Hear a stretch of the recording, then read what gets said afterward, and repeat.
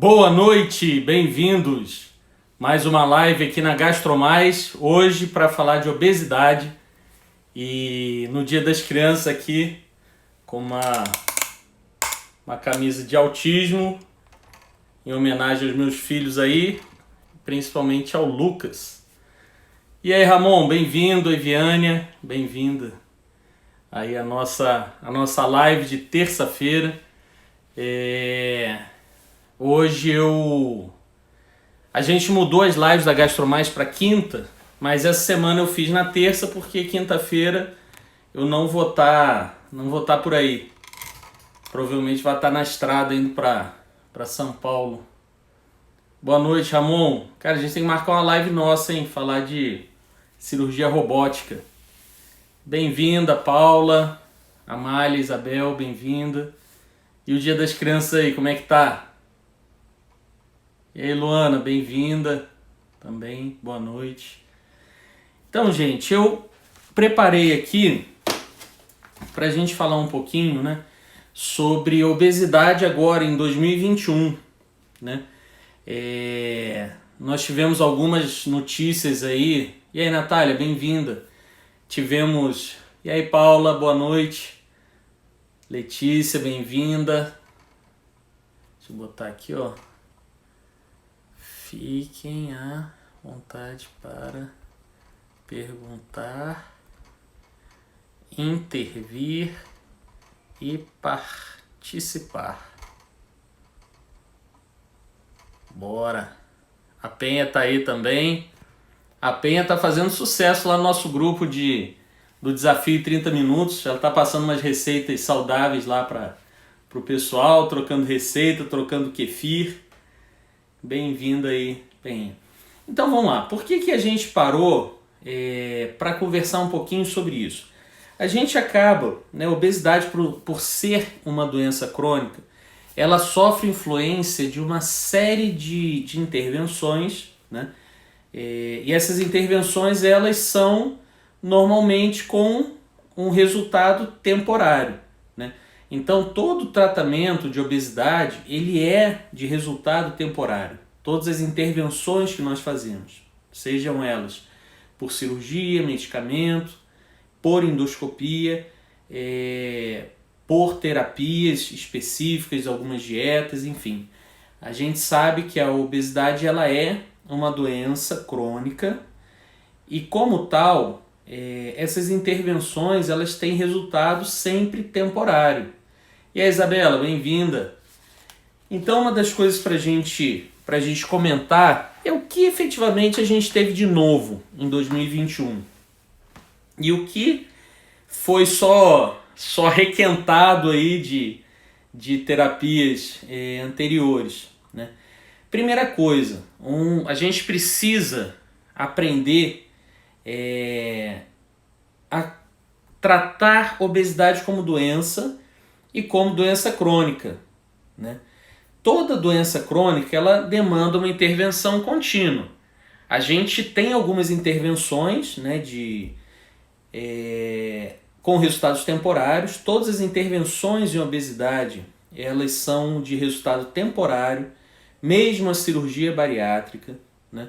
Se ela não for acompanhada de uma equipe multidisciplinar e um acompanhamento contínuo, tá? E o que a gente chama de acompanhamento contínuo? Ou acompanhamento intensivo?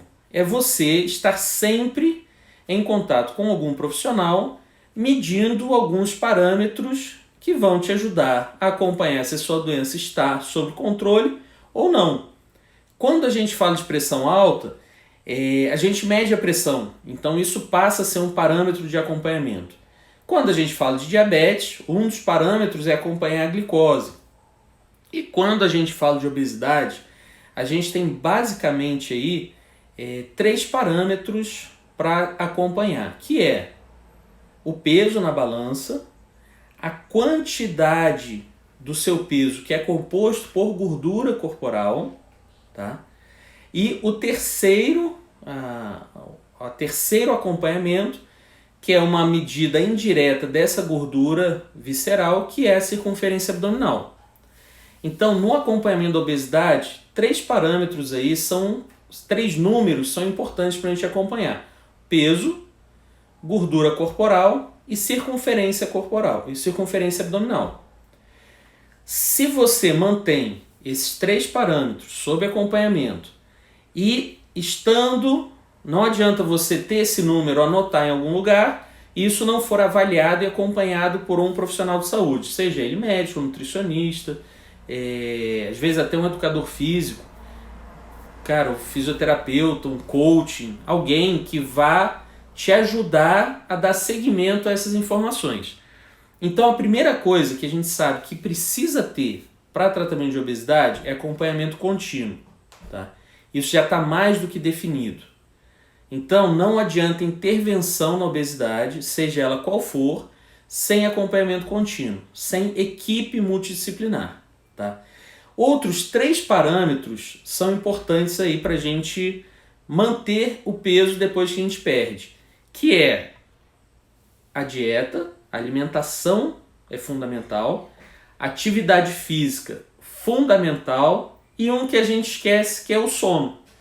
Então isso já está também mais do que definido, que pacientes que dormem bem, que têm horário para dormir, horário para acordar, que têm noites melhores, eles conseguem perder peso quando eles precisam e conseguem manter o peso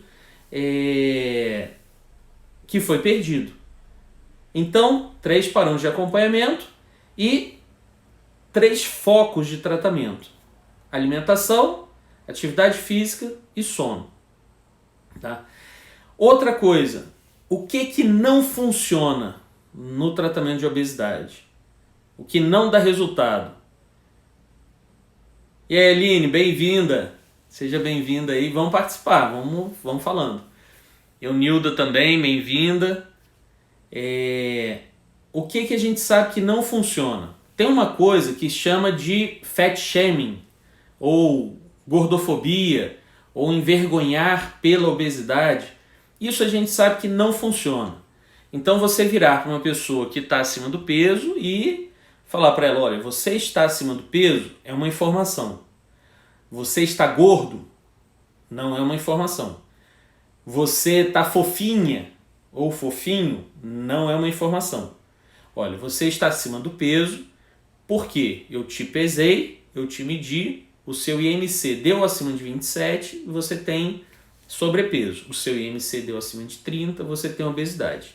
O seu IMC deu acima de 35, você tem obesidade grau 2. Seu IMC deu acima de 40, você tem obesidade grau 3.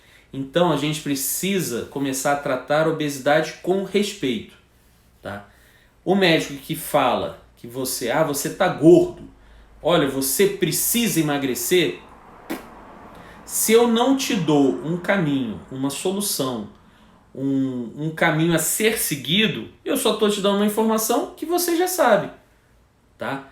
Então, fat shaming, que é envergonhar pela obesidade, a gente sabe que não funciona e é um dos fatores que atrasa, um dos principais fatores de atraso de acompanhamento com profissionais responsáveis. Ou seja, toda vez que você envergonha o obeso, você está atrapalhando a perda de peso dele. É diferente de fazer piada, ou você estar no stand-up, ou você achar graça de algum fato relacionado ao paciente acima do peso. Isso é uma coisa. Fat shaming é outra coisa. É você envergonhar a pessoa pelo peso que ela tem. Então, isso não funciona. Outra coisa, esse aqui a gente já convive com isso há muito tempo, que é o uso de shakes. Eu vou tomar um shake 2 vezes por dia, e isso vai me ajudar a emagrecer, e depois eu vou ajustando. Embora tenha um resultado a curto prazo, o uso desses substitutos alimentares, eles ajudam numa perda de peso rápida por um curto período. Isso não serve para tratamento nem de sobrepeso, nem de obesidade. Por quê? Primeiro que você não consegue manter uma reposição de alimentos, uma reposição metabólica, somente com esses shakes. Tá? Sejam eles que marcas forem. Né? Existe uma empresa que soube explorar isso e ela e ela consegue vender isso num preço bem maior do que outras empresas, né? Com quiosques de atendimento dentro de prédios comerciais. Então eles cobram um valor para te entregar esse produto, que é o shake, de uma forma mais elaborada, mais bonita. Você não tem que preparar na sua casa, no seu trabalho. São medidas que te ajudam a perder peso, pouco peso num curto espaço de tempo, mas eles não servem para tratamento de obesidade. Por quê? Quantidade de nutrientes não é específico para você e isso é temporário, né? Você tem uma restrição alimentar, você tem uma perda de peso, depois o peso estabiliza e quando você volta a comer, na maioria das vezes você volta com uma alimentação hipercalórica. Então, como tratamento de obesidade e sobrepeso, também não funciona, né? Uma outra coisa aí que estava em moda há um período, que é a dieta do HCG, né? É uma coisa meio fora da realidade, porque nem as sociedades de endocrinologia, nem de ginecologia, nem de obesidade reconhecem esse hormônio, que é o HCG, como um hormônio para tratamento de obesidade. Qual que é o princípio, né, de quem vende essa dieta do HCG? O princípio da dieta do HCG é você fazer uma dieta muito hipocalórica, tá? Uma dieta tem em média em torno de 2.000, 2.500 calorias por dia. Você submete a pessoa a uma dieta de 500 calorias e injeta um hormônio. O HCG, esse hormônio, ele vem da urina de mulheres grávidas, tá? Nós não temos a produção desse hormônio no Brasil, então ele é importado. E no Brasil a gente sabe que muito dessas coisas que só eu faço, só eu tenho, algumas vezes nem o hormônio tem ali. E raciocina o seguinte, esse hormônio ele é produzido pela placenta da mulher grávida. A mulher está grávida, ela produz esse hormônio. Aí a pessoa vem e fala assim, não, o HCG ele diminui o apetite e aumenta a queima de gordura. Quem aqui já teve grávida e começou a perder peso por estar grávida? Ou perder o apetite por estar grávida? Então, o mecanismo do hormônio não é esse. O mecanismo da perda é por uma restrição calórica absurda. Você restringe a caloria por em torno de 500 calorias por dia. Ninguém normalmente consegue manter isso por um período prolongado. E quando você volta para a fase de alimentação normal, você tem um ganho de peso, algumas vezes dobrando o peso que você perdeu. Ou seja, você perdeu 10 quilos, você reganha em torno de 20 quilos. Tá? Então, dieta do HCG é uma coisa que não funciona. Outra coisa que não funciona é a pessoa, o médico, o profissional de saúde, seja médico, nutricionista, educador físico, que vira para você e fala assim, esse tratamento é só comigo, só eu conheço, você só compra ele aqui. Tá? Eu faço uma injeção, mas que você tem que vir fazer na minha clínica. Essa injeção você não compra na farmácia, essa injeção você não manipula, essa injeção você não faz em outra clínica, é só comigo. Por quê? Ninguém tem o segredo. Medicina não permite que alguém tenha o segredo de nenhum tratamento. Por quê? Tudo em medicina precisa passar por aprovação e para ser aprovado precisa de estudos, certo? Esses estudos têm que ser publicados, esses estudos precisam ser reavaliados por outras pessoas. Cara, a gente está vendo aí com a vacina do Covid quantas etapas você precisa passar para um medicamento ser liberado para uso por ser humano. Então, se alguém vira para você e fala assim, não, essa injeção só tem aqui, você só compra comigo, só a minha clínica faz. Desconfie que provavelmente você está sendo ludibriado. Não que o que a pessoa está vendendo seja alguma coisa ruim, não. Às vezes ela está injetando em você vitamina, às vezes ela está injetando em você um soro glicosado, um soro com alguma substância, que na maior parte das vezes é inócuo para você e não vai trazer benefício nenhum. Então, cuidado. Se alguém está te prescrevendo um tratamento que só vende na farmácia X, que só aplica na minha clínica, que você só compra comigo, e o remédio tem um nome, Health não sei o que lá, Energy não sei o que, e você fala assim, então, me empresta a bula do produto para eu ler, e a pessoa fala, não, esse produto não tem bula, ele é exclusivo nosso. Provavelmente você está sendo enganado, tá? Porque em medicina a informação existe para todo mundo, tudo é testado, retestado, publicado em revista. Então tudo que a gente fala aqui, que eu vou falar daqui para frente, que tem evidência, que tem resultado, são terapêuticas que foram avaliadas, estudadas e publicadas, e estudadas por pessoas diferentes, porque ninguém tem sozinho a chave e o tratamento da obesidade. Então, recapitulando, o que não funciona? Envergonhar o obeso, não funciona dieta do HCG, não funciona os shakes como tratamento de obesidade, né? E não funciona quando é só eu que tenho o segredo do sucesso. Isso não existe em medicina. Medicina, o conhecimento é compartilhado. Então, eu tenho falado sempre de uma coisa interessante. O pessoal que está no grupo lá do Desafio 30 Minutos, a gente sempre fala muito disso. Dieta, uma alimentação bem regrada e organizada é muito bom para manutenção de peso. Então, dieta e atividade física são excelentes para manutenção de peso. Quando você tem um IMC acima de 30, ou seja, você tem obesidade e necessita perder peso, você precisa de intervenção. Então, dieta e atividade física, excelente para manutenção de peso. Preciso perder peso, eu preciso de intervenção.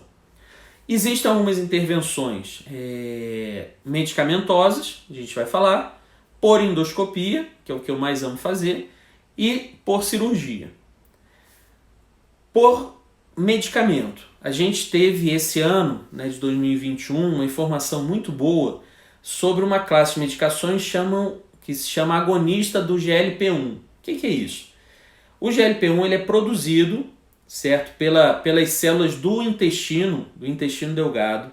Então, quando você come e o intestino percebe que ele recebeu nutrientes, a gente passa a liberar esse peptídeo. Voltei, não sei lá o que aconteceu aqui. A Siri entrou sozinha. Então, quando a gente alimenta, a gente tem a liberação desse peptídeo, que chama GLP-1, que ele causa aumento da saciedade, ele informa para o resto do corpo o seguinte, olha só, essa pessoa está se alimentando. Então, se ela está se alimentando, Oi, Luana, travou um pouquinho porque entrou um aplicativo aqui no meu telefone sem eu ter chamado. Mas me fala aí se melhorou. Então, o GLP-1 é esse hormônio que é liberado quando a gente alimenta e ele vai sinalizar para o restante do organismo o seguinte, olha só, essa pessoa está se alimentando, então ela não precisa se alimentar mais. Essa informação chega no cérebro dando uma ideia de saciedade e ele melhora o metabolismo da glicose independente da liberação da insulina. Essas medicações elas foram desenvolvidas para tratamento de diabetes. O que a gente observou ao longo do tempo? Essas medicações, além de ajudarem ao controle do diabetes, mesmo com a glicose normal, elas ajudam a perda de peso. Então, em 2021, a gente teve a publicação de um artigo, de um estudo, que avaliou o uso dessa medicação, do semaglutida, que é uma dessas medicações agonistas do GLP-1, para tratamento de obesidade com resultado, com uma perda de peso em torno de 15% do peso num período de 1 ano. É a primeira medicação de uso liberado que a gente tem para tratamento de obesidade com perda de peso acima de 10% do seu peso inicial. Então, a grande novidade de 2021 em medicamento foi o uso dessa medicação do semaglutida numa dose maior do que a gente já usava anteriormente para perda de peso com um resultado muito bom. E aí, Jana, bem-vinda. Participa aí, pergunta, aqui é para trocar informação. Deixa eu até botar isso aqui, ó, que eu escrevi. Deixa eu botar aqui, ó. Puf, marquei aqui. Pergunta, intervém, tamo aí. Uma outra medicação que veio na moda aí em 2021, que é o nome comercial chama Venvance, né, que é um tipo de anfetamina que é muito usado para pacientes com transtorno de déficit de atenção. Ele veio também, ele tem hoje a indicação para tratamento de obesidade, principalmente nos pacientes que têm compulsão alimentar. Então o Venvance, né, essa anfetamina, ela tem, deixa eu até ver aqui que eu anotei o nome dela aqui, lisdexanfetamina. Ela veio, né, ela entrou no tratamento da obesidade como um coadjuvante aí, como um ajudante no paciente que tem compulsão alimentar. Então essas duas medicações, semaglutida, né, os agonistas aí do GLP-1 e o lisdexanfetamina, né, que é o Venvance, eles vieram acrescentar aí ao tratamento da obesidade. E a grande novidade do semaglutida, do Wegovy, né, que é o nome dele nos Estados Unidos, é realmente você ter uma perda de peso próximo de 15%. Lembrando que todos esses estudos ele está relacionado à dieta e atividade física, né? A Ruth Silé perguntou aqui, qualquer pessoa pode usar? Qualquer pessoa não, Ruth.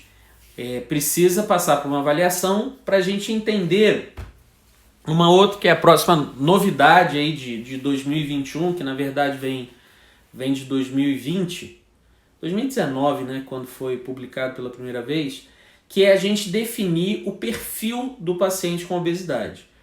Tem um pesquisador, chama Costa, né, na Mayo Clinic, que ele descreveu o que a gente chama de fenótipos da obesidade. Ele dividiu em 4 fenótipos, né, que ele chama de, traduzindo para o português, né, a gente chama de cérebro faminto, que é aquele paciente que come e continua comendo, ele não consegue parar de comer, então ele faz refeições volumosas e refeições contínuas, né? Isso ele chama de cérebro faminto. Tem um outro que ele chama de intestino faminto, né? O que é o intestino faminto?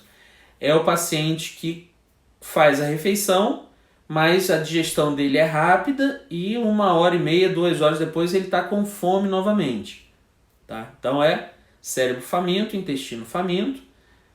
O terceiro é o que ele chama de fome emocional, que é você se alimentar para receber, para controlar uma emoção, seja ela boa ou ruim, na maior parte das vezes é ruim. Então você come para controlar a ansiedade, você come para controlar a raiva, você come para tratar sua angústia. Isso ele chama de fome emocional. E o quarto fenótipo, né, que é o paciente que faz tudo direitinho, ele se alimenta bem, ele faz atividade física, mas ele tem uma dificuldade metabólica na perda de peso. Qual que é a importância, Ruth? Baseado nisso que você falou. Se a gente define qual fenótipo você está, ou em quais fenótipos, né? Se você tem o cérebro faminto, que é você não consegue parar de comer, intestino faminto, você come, mas você come repetidas vezes com um intervalo curto, tá? Ou você come para controle de emoção, ou o seu metabolismo é ruim, conforme esses fenótipos, e você pode ter mais de um, né? Você vai ter um tratamento direcionado, tá? Então o uso da medicação, ele vem muito da gente definir esses fenótipos, entendeu? Fora as medicações, a gente tem aí o ressurgimento, né, da sibutramina.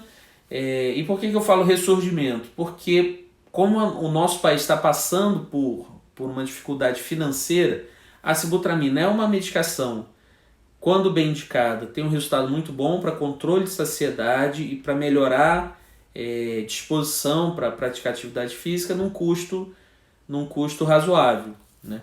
Então, ela teve um ressurgimento assim, de venda e de divulgação no Brasil muito baseado nisso, porque ela é uma medicação de custo relativamente baixo. Tá? Novidades na endoscopia, né? Em 2020, a gente teve as primeiras publicações associando essas medicações, né, que eu falei agora há pouco, que são os agonistas de LP1, né, o Saxenda, Victoza, Ozempic, Wegovy, né, que são nomes comerciais, associados ao uso do balão gástrico, né, dando um resultado maior na perda de peso em alguns estudos. Isso a gente ainda não tem muitos estudos confirmando isso, né? Mas destacar aqui que a primeira pessoa a descrever isso e publicar isso no Brasil e no mundo é uma pesquisadora, uma médica daqui de São José dos Campos, a Carol Hoff. Ela descreveu, ela tem estudo já publicado sobre isso.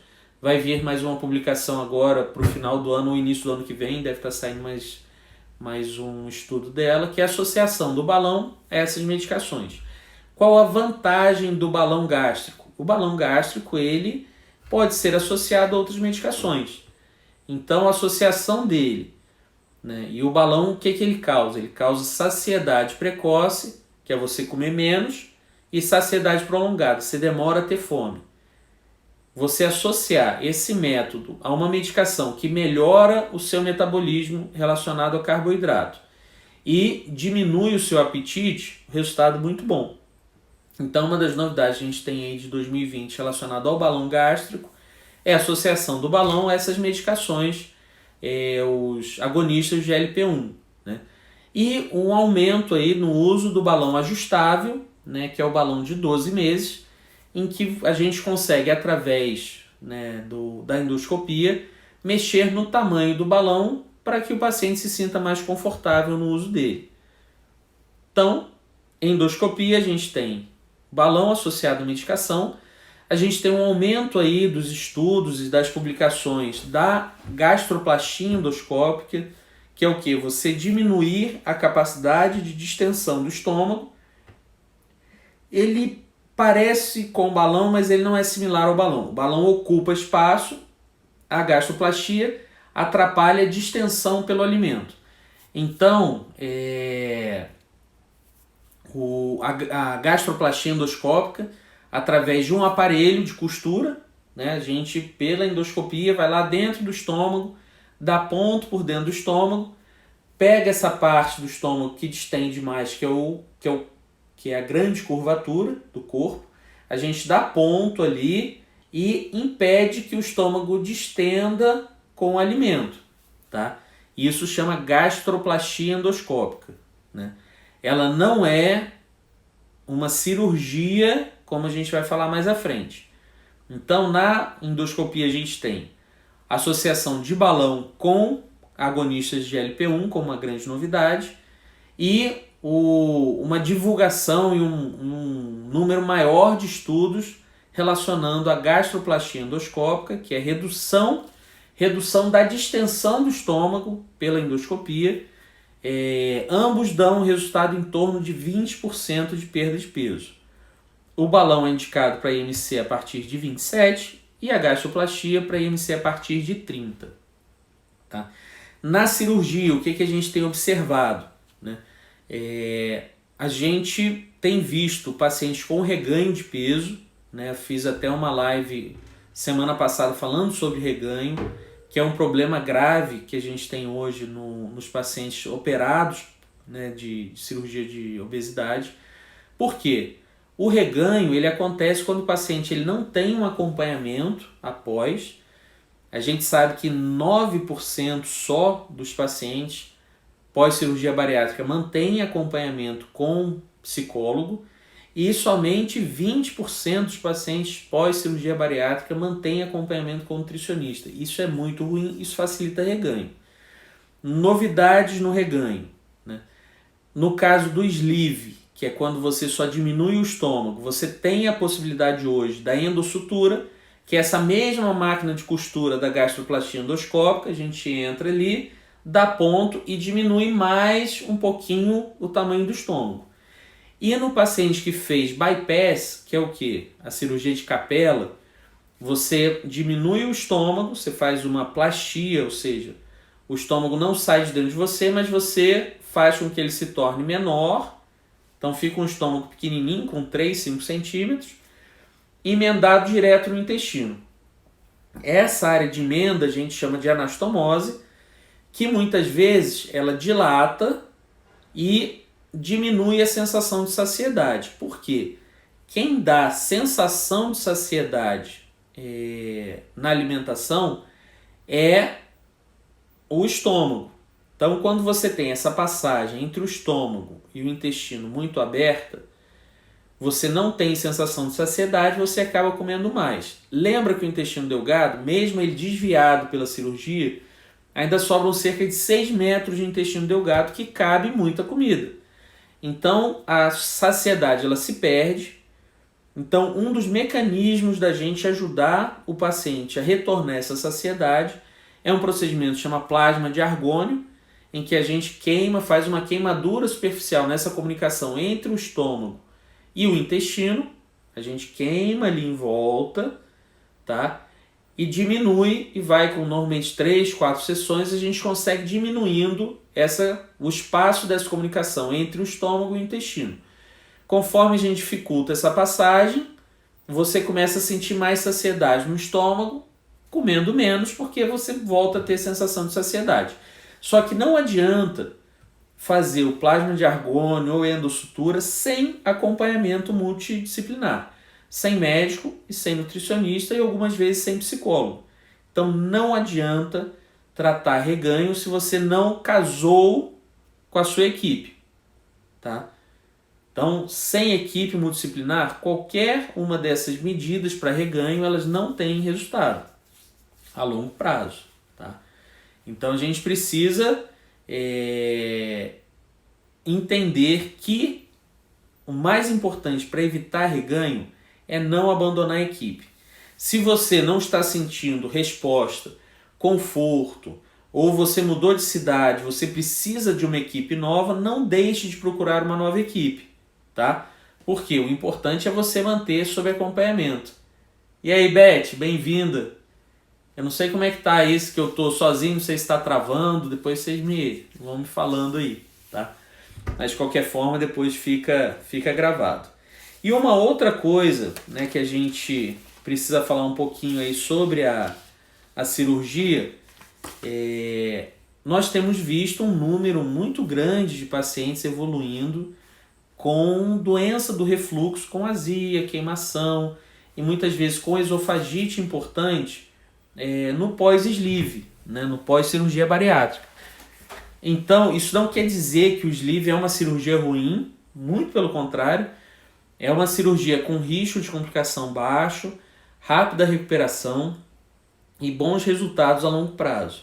Só que cada vez mais a gente precisa avaliar esses pacientes para o refluxo antes da cirurgia. Porque temos visto muitos pacientes que fizeram sleeve, que estão conseguindo manter um controle legal do peso, mas sofrendo muito por conta de refluxo. Então, cirurgias, grandes novidades aí de 2021 é esse aumento dos estudos, mostrando que existe sim possibilidade de uso da endoscopia para reduzir mais o estômago. Obrigado, Beth. Para a gente reduzir mais o estômago pela endoscopia dos pacientes submetidos ao sleeve, tá? A gente tem visto isso. A possibilidade do uso do plasma de argônio nos pacientes submetidos ao bypass, tá? E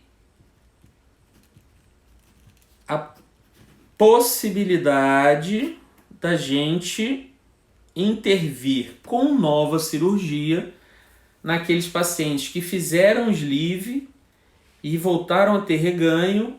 O cirurgião, porque eu sou endoscopista, mas o cirurgião ele pode transformar um sleeve num bypass, tá?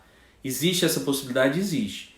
Mas toda reoperação ela tem riscos maiores de complicação, riscos maiores de formação de fístula, então ela tem que ser bem indicada. E não existe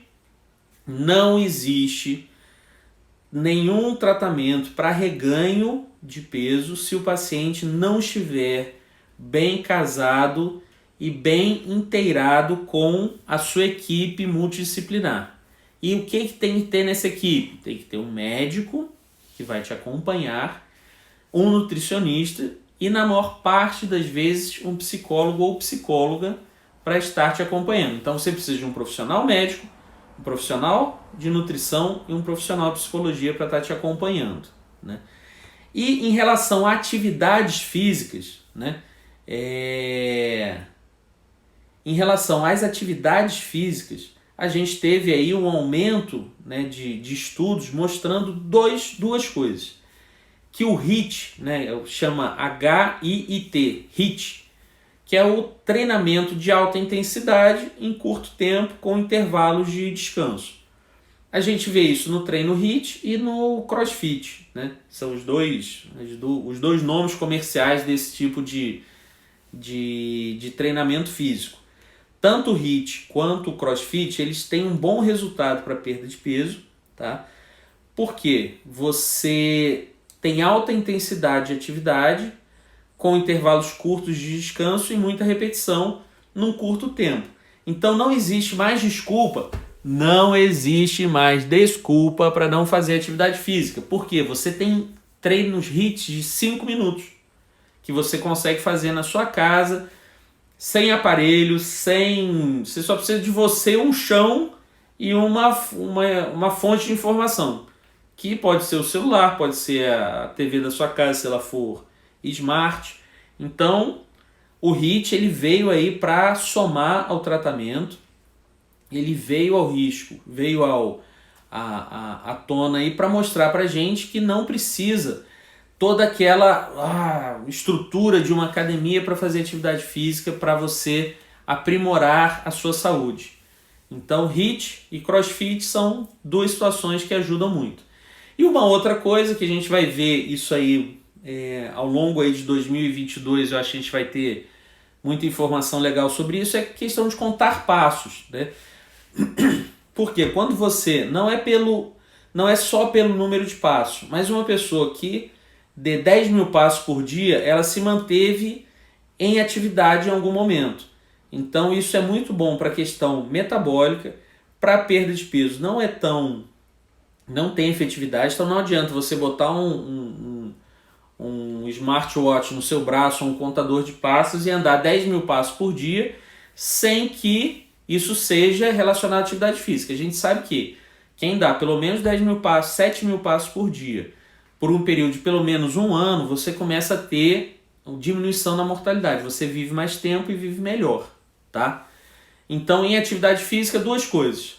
Treino de alta intensidade, curto espaço de tempo, e contar passos não trata obesidade, mas ajuda muito a melhorar condições de vida, qualidade de vida e parece que tempo de vida. 2022 a gente vai ter mais estudos aí sobre isso, tá?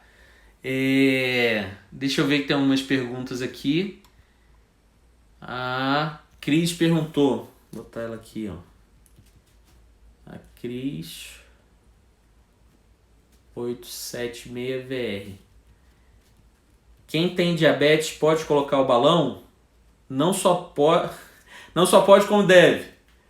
Por quê, Cris? O balão, ele ajuda muito. O balão ele dá uma perda de peso em torno de 10 a 20% do peso. Existe um número mágico, né, quando a gente fala de diabetes, que é em torno de 13%. Então, todo paciente que tem uma perda de peso, todo paciente diabético que tem uma perda de peso em torno de 13%, paciente diabético com obesidade ou sobrepeso. Não é o paciente diabético que tem peso normal. Paciente diabético com sobrepeso ou obesidade que perca pelo menos 13% do seu peso, ele tem uma melhora muito boa do controle do diabetes. Pode sim, tá? Tem que ser acompanhado, né? Aí nesse caso a gente sempre associa o acompanhamento com o endocrinologista para fazer esse controle das medicações. Aí o Ed07 aqui perguntou, 07 Souza, ele perguntou sobre cirurgia nos Estados Unidos. Então, Ed, deve ser Edson, né? Eu não estou conseguindo ver a foto que aqui é pequenininho. Em um país de obesos como os Estados Unidos, qual a intervenção cirúrgica é mais usual? Lá tem sido utilizado mais o sleeve, né? Que é essa redução só do estômago. E os pacientes... A maioria dos seguros, só para você entender isso, a maioria dos seguros de saúde nos Estados Unidos, eles te dão a possibilidade de uma intervenção para tratamento de obesidade. Ou seja, o seu plano de saúde lá, o seu seguro-saúde, ele vai pagar somente uma intervenção de obesidade. E acaba você tendo que escolher ou gastroplastia, endoscópica, ou balão, ou cirurgia. Então, quando é feito, a maioria dos pacientes lá tem sido submetidos ao sleeve, mas é de lá que vem essa informação que a gente está tendo um número muito grande de pacientes com refluxo pós-sleeve. Então, o refluxo ele tem que ser bem avaliado antes do sleeve. Aí você perguntou aqui também, é comum reimplante de balão para manutenção de peso? Há essa indicação? Sim. A gente pode fazer, né, Edson, o que a gente fazia antes quando não tinha um balão de 12 meses? A gente montava um programa, né, de 12 meses de acompanhamento, e nesse programa, no meio do caminho, você era submetido à troca do balão pela durabilidade da prótese. Hoje a gente tem um balão de 12 meses. Existe a possibilidade de você trocar balão, ou seja, cheguei ao final do meu tratamento, eu posso ir lá, tirar esse balão e colocar outro? Posso. Você pode manter. A gente tem alguns pacientes aí no terceiro, quarto balão para ajudar na manutenção de peso. Quando a gente precisa de uma segunda perda de peso, o que a gente faz normalmente é retirar o balão, faz o intervalo em torno de 60 dias e reimplanta o balão. O melhor nesses casos, que você ficou sem balão e botou o balão de novo, é mais indicado o balão ajustável, porque caso você tenha mais intolerância do que a primeira vez, a gente consegue ajustar melhor com o balão de 12 meses, tá? Ah, Edson, pô, você, cara. Você tá aí já passou a fase de sofrimento, tamo junto, cara. Muito bom. Aí a Ruth Slé perguntou aqui, então quem tem hérnia não pode fazer cirurgia e nem colocar balão? Não, Ruth.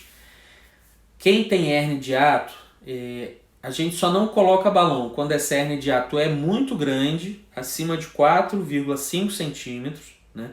Então quando é uma hérnia muito grande a gente não coloca, por quê? No esforço de vômito o balão ele pode subir e impactar na hérnia de hiato, tá?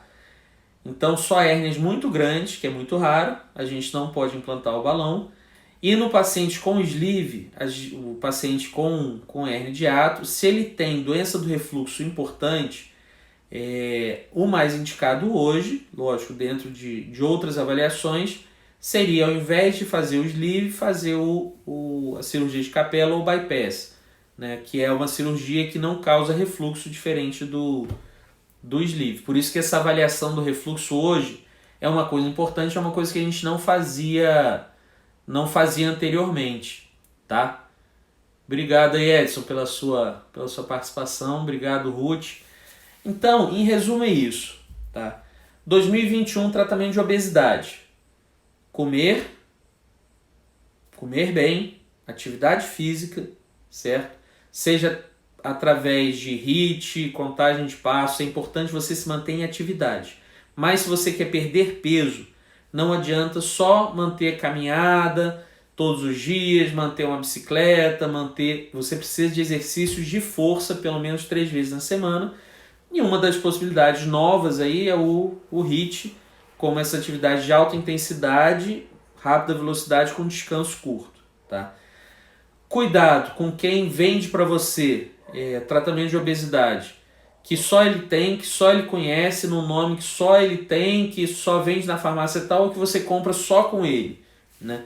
Medicina não permite esse tipo de tratamento, por quê? todos os tratamentos que são reconhecidos e são indicados pelas sociedades médicas, eles são disponíveis a todos os profissionais de saúde que participem dessa especialidade.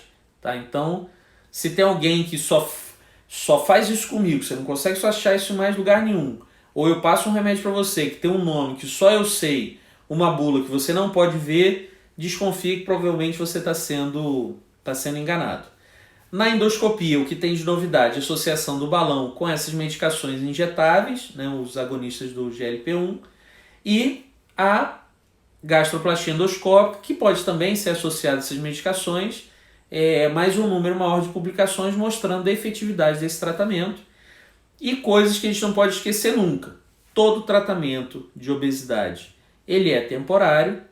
Não quer dizer que o período que você ficou magro foi um tempo perdido, que é outra visão absurda que a gente tem. Se você fez cirurgia bariátrica, ou fez balão, ou fez uso de medicação, você ficou com seu peso controlado por 2, 5, 6 anos e voltou a ter ganho de peso, esse tempo que você ficou com o peso normal, sem dúvida nenhuma, fez diferença na sua vida para a sua saúde. Tá? Então não se sinta menor ou desprezado, ou isso não é para mim, quando você tem reganho. Como evitar o reganho independente da intervenção que foi feita?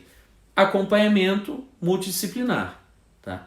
E lembrar que isso tudo a gente está falando para paciente com IMC a partir de 27, que é o sobrepeso, e IMC acima de 30, que é o paciente com obesidade. Então, não existe tratamento de obesidade que vá resolver seu problema sem acompanhamento contínuo. Tá? E 3 são os parâmetros principais de acompanhamento da obesidade, que é peso. Você tem que criar o hábito de se pesar e avisar isso para alguém. Eu falo isso lá no grupo dos pacientes do balão.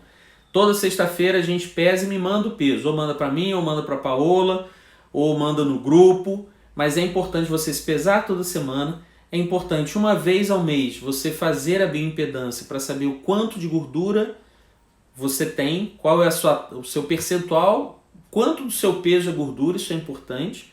E a circunferência abdominal, também uma vez por mês, é importante a gente medir. Tá bom? Obrigado aí pela participação de todo mundo nessa terça-feira aí de Dia das Crianças. E, novamente, me coloco à disposição. Tem meu WhatsApp aí no Instagram. Se não tem, eu vou anotar aqui, ó. Tem aqui, ó, 24 98127 2623. Ou manda mensagem aqui pelo Instagram da GastroMais, ou manda mensagem no meu telefone, ou manda mensagem no meu perfil aí no Instagram, ou no Facebook. Manda uma carta, tem o endereço da clínica lá, fica no Hospital Índia, no 2º andar.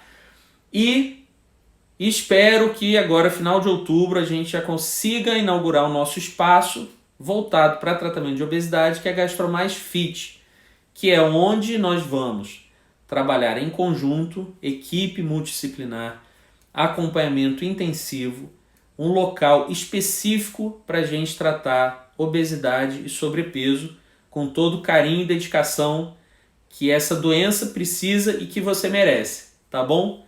Obrigado, Beth. Pô, se eu vi que a minha didática tá boa de uma psicopedagoga, pô, fico até feliz. Obrigado, gente. Boa noite e tamo junto sempre. Um abraço. Tchau, tchau.